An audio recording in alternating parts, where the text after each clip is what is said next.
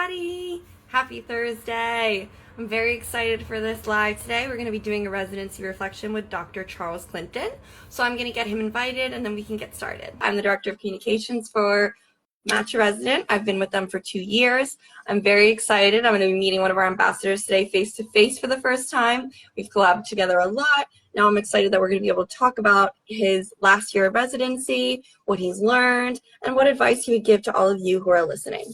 Make sure to get your questions ready because we will be doing questions at the end of this live. So if you have any questions or concerns about the upcoming cycle or confusion about anything with tokens, ECFMG, anything like that, please feel free. You can add them below and I'll find them when it's time to answer questions, or you can wait until it's time for questions. I've invited our guest, so hopefully he should be here soon. So, yeah, good morning, everyone. Hello, Amanda. How are you doing? Good. How are you?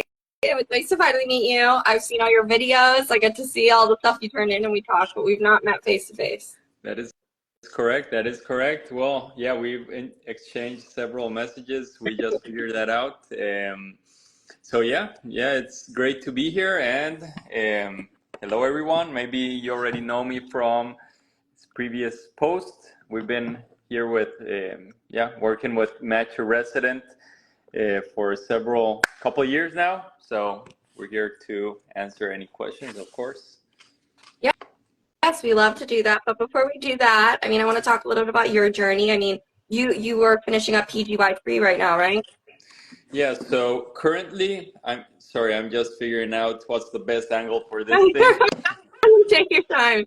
Okay, so I am finishing actually PGY2, so I'll be PGY3 in about like a month or so. Okay, so you're coming up on PGY3. Okay. So what was PGY2 like for you? Was it like, I've heard it's quite different from the first year.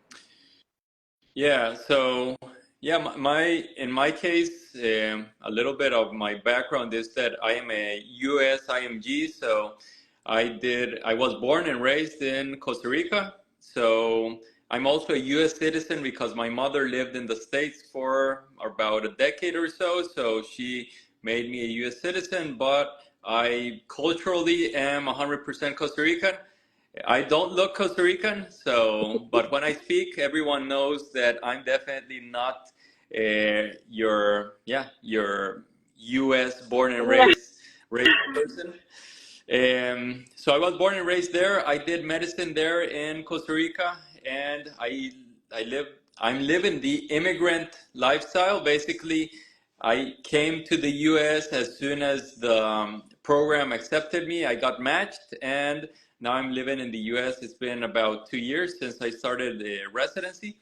So that's a little bit about my background. I think much of the audience from Match a Resident are people who have similar backgrounds to me, which are out of the US and are trying to match into residency in the US. So we are different. We're different individuals because we go through a different process altogether. And in general, we have to encounter a little more obstacles, a little more difficulties, because of course we're not brought in the same system where we are going to end up practicing. So I'm finishing second year. To answer your question, first year for me was one of my hardest probably years in medicine because I already did residency. I did medicine and then I did residency in Costa Rica, and I was already running the codes. I remember right before I came to the States, I was basically making ends meet, working Sunday to Sunday. So through the week, I was working telemedicine. It was like in the middle, pandemic was still going on, so I was doing telemedicine for a insurance company, like Monday to Friday. On the weekends, I was working in an emergency department, and I was basically the one who was making the calls and working largely unassisted. So I remember basically already a doctor. You were basically already operating on your own as a doctor. So now to come back here and kind of have to restart in residency, it was maybe a little punch to the gut. Correct. So that's why first year was a little bit difficult, because of course you come here and suddenly you're a first year, you're the intern again. and this is something that would be like the third time in my lifetime that I'm an intern. So it's always difficult to know or think you know what you can do and have to pass through all these different checkpoints. But at the end of the day, it's a process. You have to enjoy the process. It was difficult because of course you have all these checkpoints, but yeah, it was enjoyable in the end.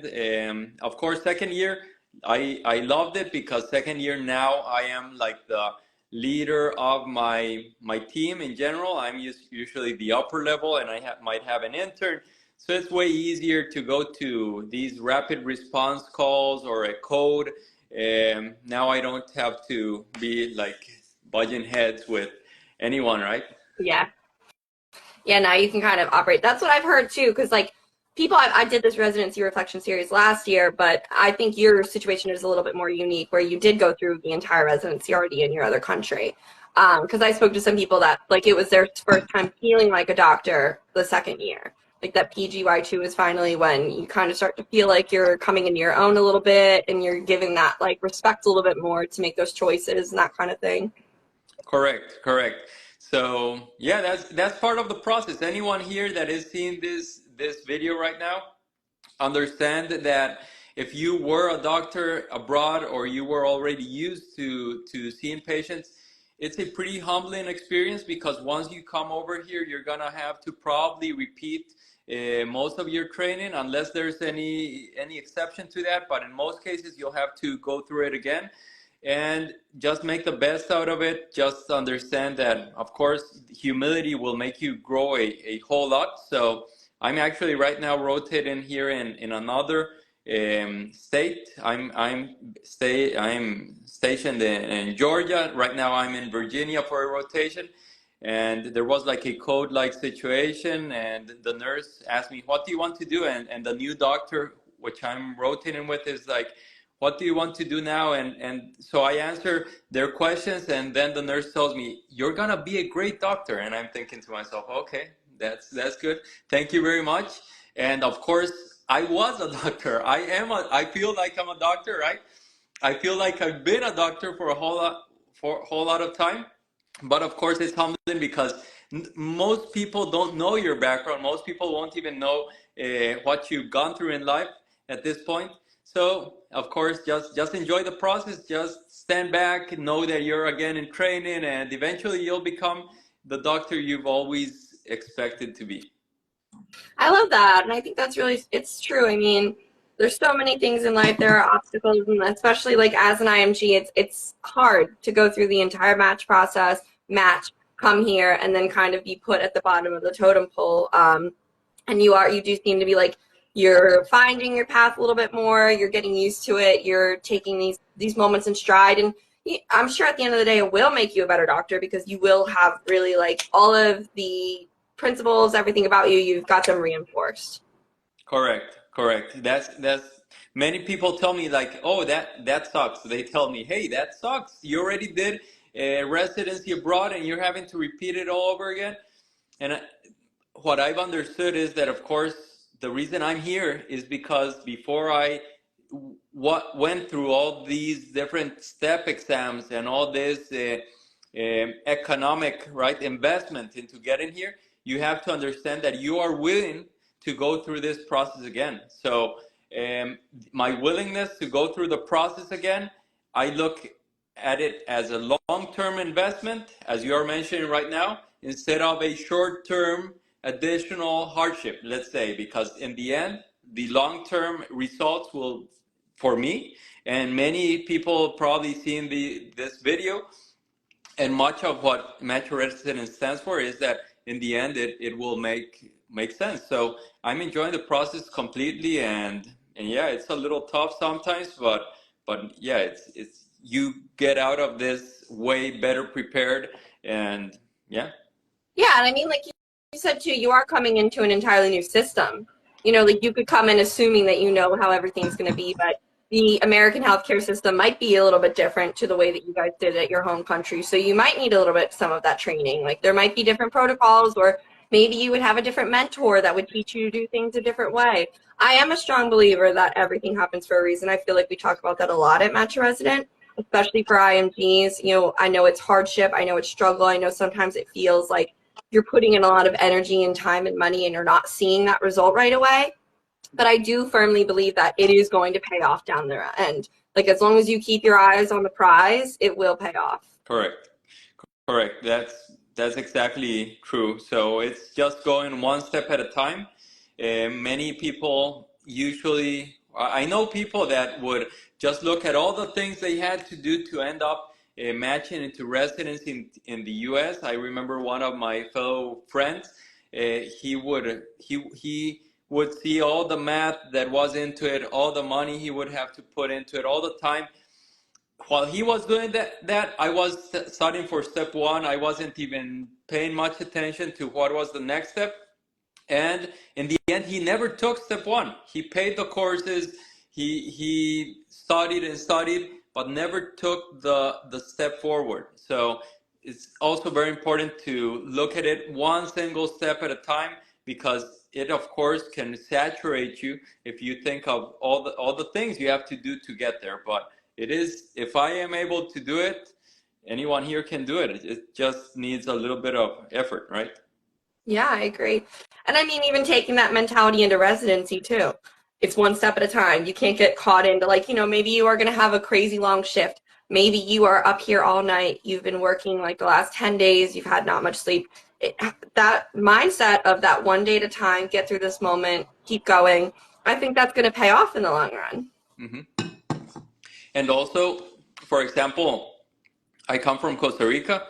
When I matched into residency there, when I matched some years ago, there was only one opportunity. So you either were with the University of Costa Rica or you were not in residency, because that was the only option you had. Here in the States, when you apply, you know you can apply to all these programs, all these different programs, and in the end you have a lot of diversity, you have a lot of options, and of course the better you do, the more options you'll have. But there's everyone everyone can have their, let's say, like anything you might want. If you want to be in the coast, you might end up in the coast. If you want to be up north in New York, that's an option. So I think there's a little bit for everyone over here. So that diversity is definitely good and better. I completely agree. I completely agree. And we did have some questions coming in the beginning. People, you guys can keep sending questions if you want. I'm trying to find some of the ones from the start. I know somebody, one of them asked, and I would talk about this for a minute if you wanted to. I mean, he said he was 70 and he wanted to pursue residency in the U.S. What would you say about like older graduates, older people who have been medical doctors in their own country trying to come and do a residency in the U.S.? Okay. Okay. What age did you say? He said he was 70. 70. Okay. So, of course, 70 is on the older side, of course. Older medical graduate is going to be defined as basically anyone that has been out of school for some very, very strict programs are already going to be put in some filters after 2 years. Most of them after 5 years of graduation, they will be taking into account as older medical graduate. But if you are 70 and you are thinking about this and you have the energy and time and even family support, go for it. If you do it, if you end up matching after you're 70, you're you're definitely unique, because I haven't heard of many people going and attempting to go into residency at this age. But of course, if you have the drive, if you have the energy, there's nothing worse than leaving these questions unresolved. So go for it. Of course, it'll take time. It'll take energy. So if this person who is 70 graduated abroad, you have to know you have to take some tests. You will have to refresh several things. But if this is your passion, and if you're passionate enough, it sounds like, for you to be thinking about these things at age 70, I would say go for it. It's not going to be easy for a 70-year-old. It's not going to be easy for a 35-year-old. But if your brain is functioning correctly, I would say go for it, and you have the time and yeah, social support. I completely agree. I mean, obviously it might not be the easiest thing to do. There might be some obstacles, but if you find that this is something you're thinking about a lot and you still have the skills, you have the energy of the passion, then you might as well give it a shot. You never know. I mean, there are programs that might be open to it. Sometimes you might want to look for like smaller programs, maybe ones in like rural areas, that kind of thing. They might be more lenient with that kind of stuff, but you can use Match Residence customized lists to see what Yeah. programs have different cutoffs and kind of go from there, see what your options are, and then decide if this is like an investment in time that you want to make, and then go from there. Yeah. So yeah, of course, as you mentioned, residency is pretty. It's a taxing time in your life. So it's taxing. It's difficult physically. It's difficult emotionally. It's difficult on your family. So it's a difficult time. Of course, if you're 70, you will have a whole lot more of maturity. That's gonna be a pro, and it's gonna be a con because most people who are going to be in residency, there will be basically kids to you, right? They will be kids, and they won't have the emotional intelligence or maturity you probably are having. So it would be an incredible probably experience for you, but do of course take into account that it is taxing. So it's very important that you are able to see where you would like to match. I believe that at 70 years old, matching into a program that is having you awake late at night or is doing these very long shifts isn't gonna be the best idea, right? So maybe taking those things into account. Match a Resident is a great website for that. I did use you guys when I was going to match. I focused on every single thing on the way. And when I noticed I had to rank and make my list and see where I was applying, instead of doing what many people do, which are they go into all these websites and go into all these social media things where people are just saying things and one says, this place is toxic, this place isn't toxic. I just went to Match a Resident, your website. I took the information from there. I just applied with what you guys recommended, and that's it. It took me maybe a couple days as opposed to months, which Yeah, takes most people, yeah. right? I think it is easy to get lost in the chatter, especially on like Reddit and social media, and people wanting to ask for opinions about your ROL, wanting to ask for opinions about programs, and it can be hard because you can't even trust all the information that you're getting. To be honest, you never really know if people are telling you the truth or if it's like their genuine experience or they're had an issue that maybe wouldn't be related to you. I do think somebody did ask on here about like what services does Match Resident offer. We do offer customized program lists. So that would be a list of programs that you're more likely to match into in the given specialty based on your credentials. And you're able to filter for things like stepped up temps and your graduation, like we talked about, for older graduates, that kind of thing, and your USMLE scores, your area of interest, if you have USCE, that kind of stuff. We also offer interview prep, and we do have a rank assist feature, like that you mentioned, that when it comes time to rank, you can kind of just take all the interview feedback that we have for each program, and you can go through and rate each program, and that will help you decide what to make your rank Yeah. order list. I never think that it's a good idea to let people tell you what to make your rank order list. I think it's always going to come back to bite you in the end, personally. So I love that you mentioned that. Yeah. So I also used once I got the interviews, once I used all the Match Your Resident interview prep.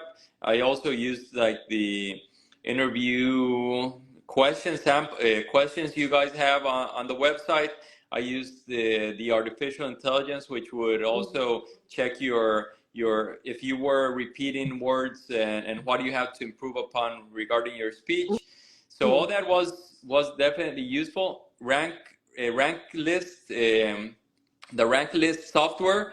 I remember it would give you the options for you to rate certain aspects in Yeah. the programs, Mm-hmm. and I also used it, and it helped me probably decide or get to a clear framework. Like 80%, the other 20% was in the end just gut feeling. which is gonna be very important. And yeah. So anyone that wants to match residency in the United States, I'm telling you, I use Match a Resident. I'm very proud of working with you guys. And usually when I go to work, actually, I have the shirt on, so I have the Match a Resident uh, shirt I right love there. that. The Yeah. empowering INC shirt. I got my like I wanted to wear that one though. I should have worn it. We would have been matching. So, so yeah, and just before I forget, uh, whoever I didn't find the question of the person who mentions they would like to possibly pursue residency at age Yeah, it 70. was near Uh, the front. It was near the top. okay, I'll see if I can try to find it. okay. So if you're listening, send me a text. Follow Match Your Resident. Match Your Resident will definitely be helpful. And send me a text, and I'll help you. With the best of my 2 cents so that you get matched. So here I'm seeing it. Am I too old to be American doctor? Okay, so Dr. Fernando Risolo, I guess you maybe based on your last name, you might be Italian or right, or Italian heritage. Reach out to me. Keep on seeing Match a Resident videos, and I'm sure that you could match if you have the drive for it and you're really clear that's what you want, that's your goal. And I've already helped a couple people match, which I have a friend that just matched in internal medicine. Will be here in Alabama in July, starting July. And actually, I told him, you have to do this, you have to do that. And he was hesitant. He was like, I'm not sure if I should take step one and this and that. And I told him, do this, take an NBME, tell me what's your grade.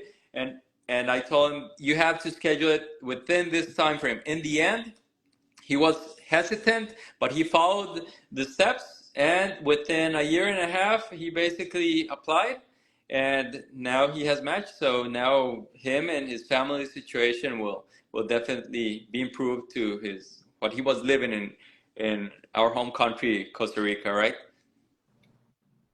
I love that. That's so nice that you helped your friend come up. Yeah, so I mean, you never know. It's always possible to match. Um, we had a couple more questions. We'll Okay. finish up with a couple more questions and then we'll finish up. Yeah. But someone asked, what advice would you give for step one and like common mistakes? Like one thing that you'd be like, definitely avoid doing that. Okay. So let's see. So recommendations regarding step one. Step one is gonna be when I took step one, it gave us a 3-digit score. So yeah, there was a little more competitiveness regarding step one. Step one is usually, I would say, and most people would say, the toughest of the step exams because you have to go through all the basics again. And many IMGs have already, like in my case, I already had graduated medicine when I took step one. So I had to refresh all these biochemistry, the Krebs cycle, and all those things, which you aren't seeing on a day-to-day basis, right? So for step one, I would say just use active learning, not so much passive learning. If you just focus on reading from a textbook, right? Reading from the first aid, you can just read for years on end, and after 3 years, you might even not score well on the test. So active learning is the most important thing you have to do. You have to do question banks off the start. First day you're starting, go and do question banks. Even if you have no idea what you're doing, just start off with questions. Of course, complement that with a lecture reading, but that's the most effective way to learn. There are extremely good question banks out there. UWorld, Amboss, Kaplan, and USMLE RX are some of the best ones out there. So just do that. In my case, I learned first aid book for step one. I basically memorized the whole book, and I'm very proud of that. I actually will hold my book well at home. I memorized the whole thing using the USMLE RX question bank for step one. I found that very helpful to memorize that book, which is very important for step one.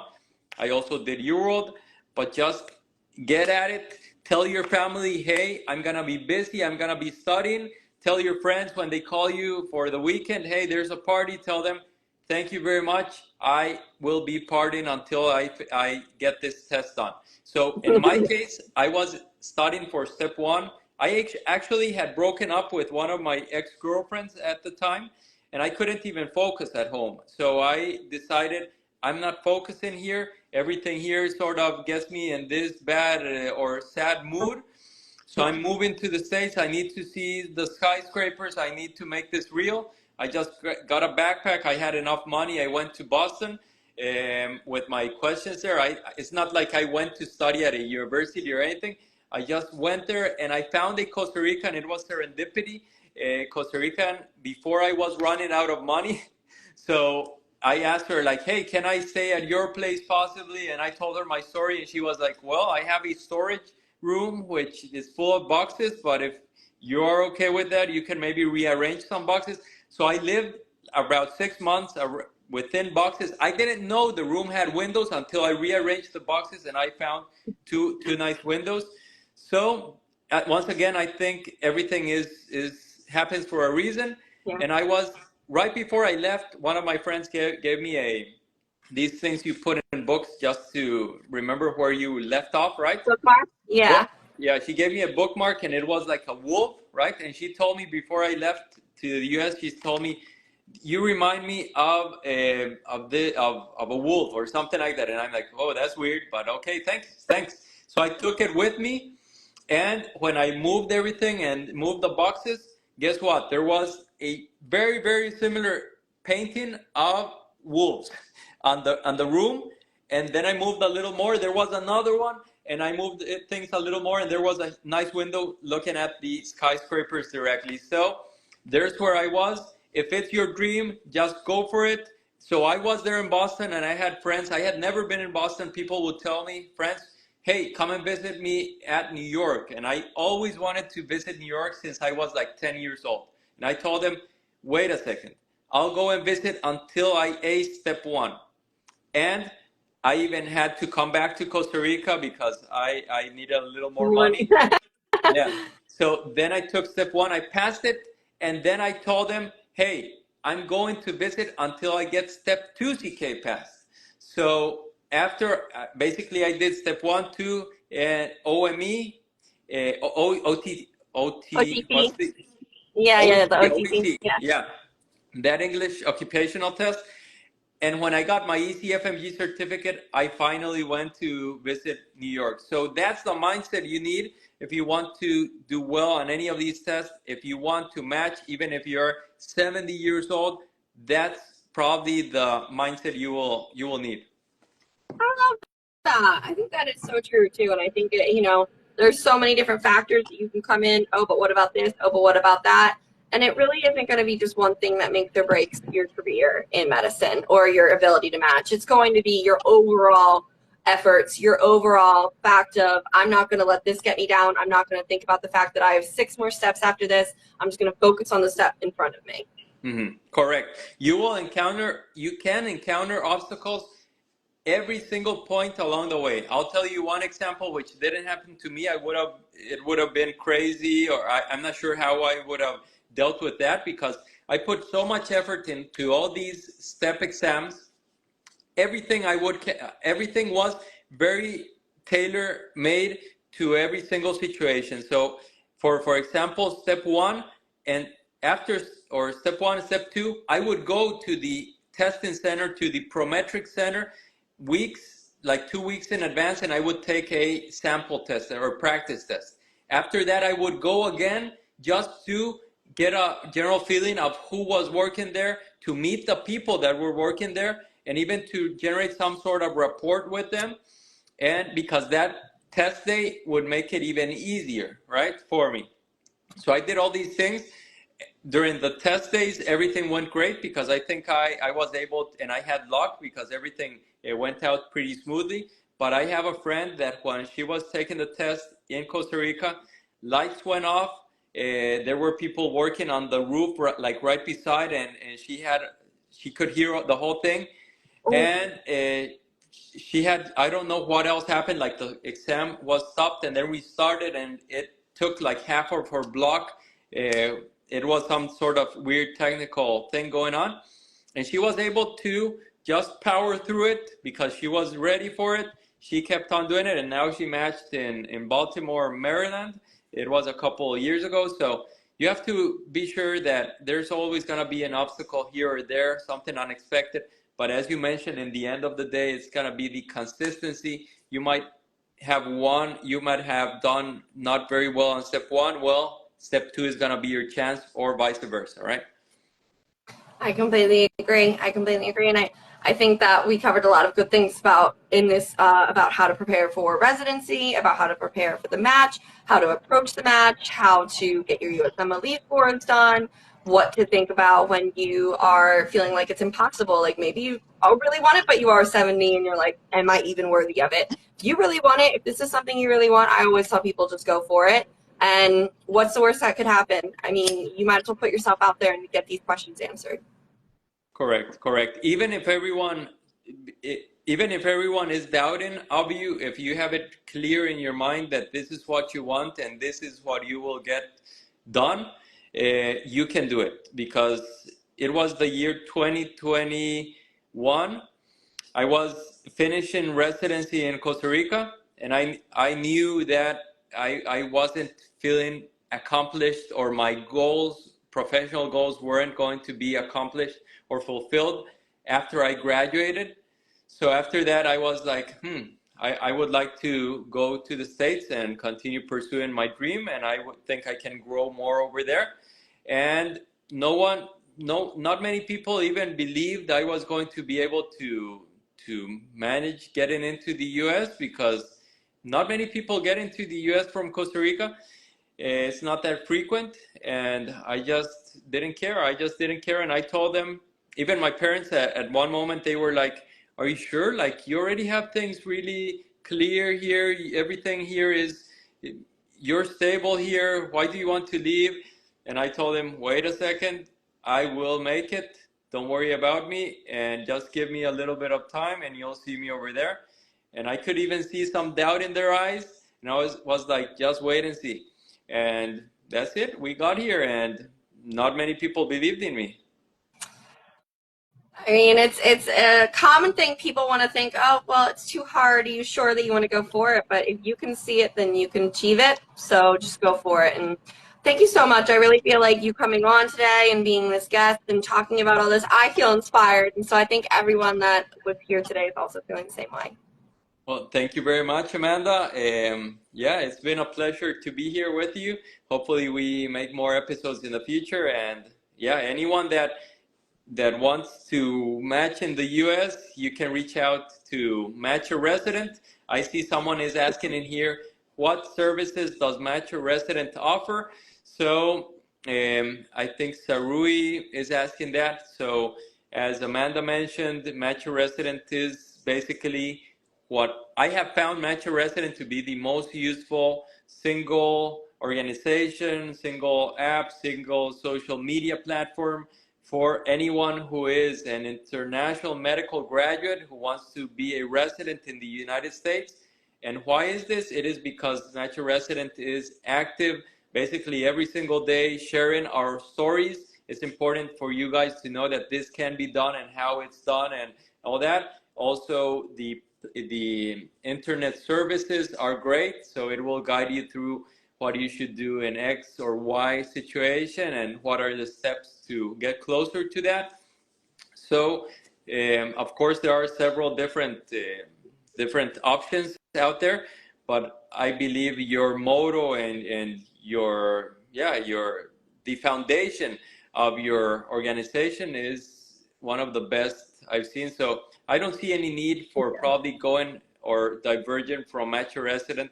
I'm very fond of having found you guys. If I haven't found my Match a Resident, I maybe wouldn't have matched into my dream program. So that's what Match a Resident offers. And is there any other question we left unanswered? Apparently there was, because we just got a sassy remark from Hiba Fala that there were other questions, but great job disregarding them.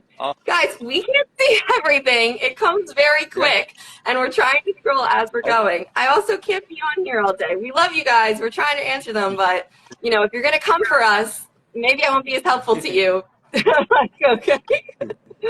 So But okay, Eva, appreciate that. can I answer this one? It's Trio Tech Biz says, I have practiced medicine in my home country for about 12 years. I didn't do residency though, and just immigrated to the US, joined my spouse. Please, what are the chances I will get to match? So once again, it is going to depend on how much do you want it in the end. So if you see a great movie, you can always see. If you need to see where you're at, is go see The Pursuit of Happiness. If you understand what that guy is doing there to get that job, you will make it. If that's your feeling, if that's your drive, you will make it. If you're sort of maybe yes, but I have this other option, it might not happen. So, in the words of Eric Thomas, which is known as E.T. Hip Hop Preacher, when you want to succeed as bad as you want to breathe, then you'll be successful. So, if you are really interested in this, you will make it. Who cares if you were 12 years out? Show them that you are worthy of a spot right now. Show them if you have step exams to take, show them you are worthy of a spot. If you have bad step exams, go in person to a hospital. Go to your nearest hospital. Go meet and go ask them, do you have a residency program here? Yes or no. If they have a residency program, ask for an appointment.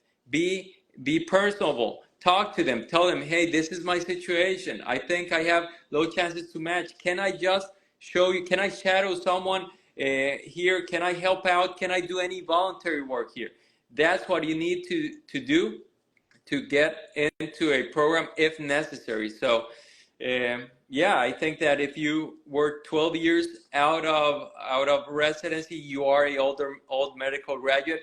Maybe probably you won't match into Mayo Clinic or Cleveland Clinic because these people filter out with artificial intelligence anyone that graduated almost 5 years ago, right? But there are always programs. Maybe you'll end up like my friend in Alabama. Well, in the end, he's extremely happy. And I think that was even better for him to end in this program in Alabama instead of the extremely competitive program he wanted in Chicago. He'll have a better quality of life. He'll be able to continue growing. And after that, he might, when he matches into fellowship, he'll do his own thing. And in the end, no one will even know or even care if he graduated from this Ivy League place or this other place. In the end, they'll know he's a cardiologist, and that's it. I So, agree with you. or what? I think people forget too sometimes, like, yeah, you don't have to go to the most prestigious one. And sometimes it's not even going to be the best experience for you, right? Like, some people think that the most competitive or good name of a program to match into is the most important thing. But honestly, I don't think it is. I think it's going to come down to what's the best fit for you personally, what is going to give you the opportunities, the setting, the culture, all of the things that would be important to you. So keep that in mind when you're selecting programs. Don't just think about, oh, the top programs want this score and this and that, so I have to be that candidate. We'll wrap up a little bit for what I was saying. I was just saying that for people who want to know about like specific programs or specialties, feel free to reach out to us and we can give you some ideas of like charts and things like that. But I really don't like for people to get obsessed and like caught up on you need this specific score or you need this specific application for each. Like obviously you do need things for each specialty, but don't be too caught up with like being like every other candidate or presenting all the other things that everyone else is. Yeah. So to that point, it's so important. If you want to seek, if you just wait till you achieve perfection in every single step along the way before you actually apply to residency, guess what? It will never happen. You will never be perfect at all the different stones you have to flip to turn basically to get to apply to the match. So what you want to do is give it your best effort without without making up any excuses. You have to feel consciously, you have to feel like I gave exactly my best effort with the 2 months I had planned for this or the 6 months I had planned for studying for step one. Give it your best effort, but you have to get things done because there are several things to get done. And if you wait and wait it out, this is the recurrent theme of why most people who think about applying to the US for a residency never even take the first test because they want to seek perfection. They don't see a good score. They have studied maybe 1 or 2 months. They do an NBME. They have a bad score, and they're like, no, that's it. And they just stop it. And they just show that it wasn't their real goal or their real dream. So Yeah. you want to give it all you got every single step, be consistent. And if you get a bad grade, who cares? You have another thing to work on. Mm-hmm. Maybe you have to make a crisp personal statement, Yeah. or you have to get great US clinical experience, but you have to keep on moving. Exactly. There is no one size fits all. Like, there is no way anyone can tell you your chances of matching. There is no way that anyone could, like, literally, I could say to you, go get your CE here, go do this, go do that. And you could do all of the things and still not match because it's just not the way that it works. There is no formula. Unfortunately, at the end of the day, it really is your passion, your drive, your ability to adapt to each scenario and figure out, well, now how am I going to strategize this come application season? Correct, correct. So here someone wrote, hi, I am high school student from India. How can I get neurosurgery residency in the US? So basically, well, you're in high school. This means you have a whole lot of time ahead of you, so you can plan everything accordingly. And if you want neurosurgery, yes, neurosurgery is going to be very competitive. And by competitive, we mean that there are very few spots and a whole lot of people. So there's a whole lot of supply, not much demand. So you will have to do better than someone that wants to go into a non-competitive or not as competitive specialty such as maybe family medicine. So you will have to get the higher scores you can get, the best personal statement you can get, great letters of recommendation, hopefully US clinical experience, all those things. But I don't want you to saturate your brain thinking of every single thing you have to do. No, you have to choose one little thing. You have to do the best on that. So start off with a great step one. Who cares if the step one is pass or fail? You want to do your best on it. Yeah. Why? Because that's an investment into step 2 CK, and that one does have a 3-digit score.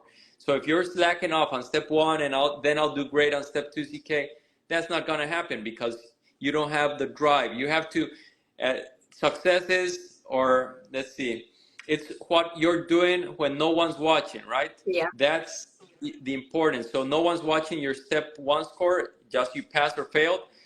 But you want to do the best on it, so that's an investment into step 2 CK. Just enjoy the process. You're in high school, so wow, that's incredible. You're already thinking about that. So do great in medical school, and after that, enjoy it. Yeah, for step 2, you can use some of the resources that we talked about before. You can use UWorld, you can use Amboss, you can use the USMLE guides. Just make sure that you are doing those question banks and you're testing yourself and you're really going through that. I do need to wrap up because I have another meeting. So I have to start closing up. Sorry, guys. I know that you guys have so many questions and I wish that we could take the time to answer all of them. We will definitely need to do another Instagram Live soon. I didn't think there would be this many, but we definitely will do that. And you can also feel free to reach out to us. You can send us a message to Match Resident. You can send a message to Charles at the Heart of Medicine LTD, right? Isn't that what it is? And yeah, the Heart of Medicine .ltd. And I also have my YouTube channel, which I have to change the name. It's CClinton09. So either of those, I'm sharing things that, of course, go in line with you guys getting matched. Yes, definitely. You can make sure to reach out to us. You can reach out to our wonderful ambassador, Charles. I'm sure that you are always happy to take new things. And I really appreciate all of you guys coming and spending this time with us this live. And good luck. And thank you for spending the time with me today and just telling me about your journey and advice you would give. Perfect, Amanda. Thank you so much. Have a great day. Everyone have a great day. Keep on digging, okay? Have a great day. Goodbye, everyone. And we'll see you guys soon, I promise. Bye.